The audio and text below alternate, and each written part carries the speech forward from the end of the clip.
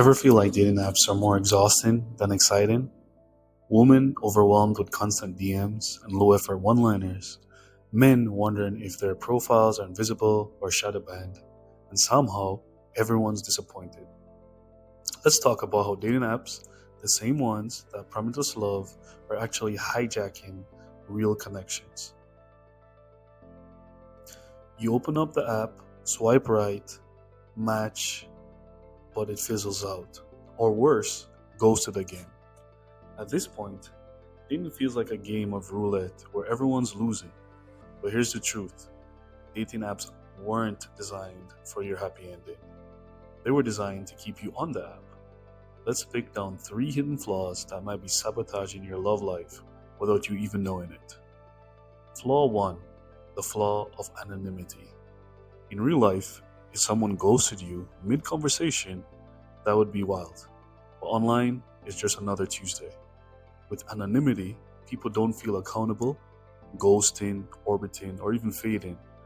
We've normalized disappearing instead of communicating. Because you're never seen as a human with goals and insecurities, just another profile pic, a hit of dopamine to boost their own ego. And when relationships can end with silence instead of closure, how can we ever feel safe opening up again? Flaw number 2: choice overload.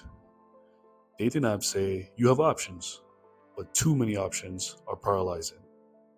It's like trying to pick a show on Netflix. After 45 minutes of scrolling, you end up rewatching The Office for the 100th time. In dating, that comfort show might be your situationship or your ex.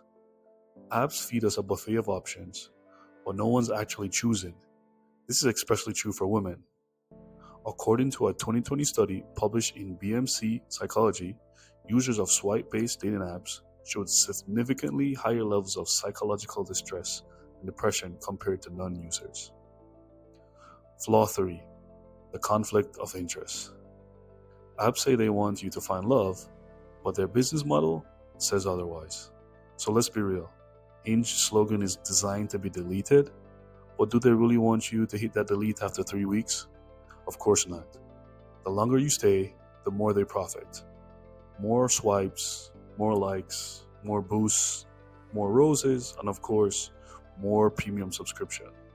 Their job isn't to get you married, it's to keep you engaged, like a slot machine. So while you're swiping for soulmates, they're optimizing for addiction. Dating apps are like painkillers, useful in short, intentional doses, but addictive and toxic if you rely on them too long. So the main takeaway: dating apps aren't evil. They're actually useful tools, but you have to use them on your terms. Want a relationship? Swipe with purpose. Set non-negotiables and filter accordingly. Meet in real life sooner. Look for something casual. Be honest, respectful, and transparent. But most of all, know when to log off.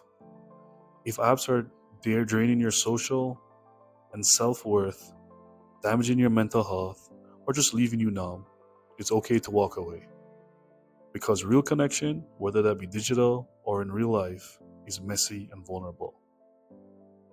If you ever felt frustrated, lonely, or just done with dating apps, you're not alone. Comment below with your worst dating app experience. I want to hear it. And don't forget to like, subscribe, and share this with a friend who needs a digital detox from dating. I'm confident you'll find a meaningful connection however you choose to date. This is your win condition, and I'll see you in the next episode.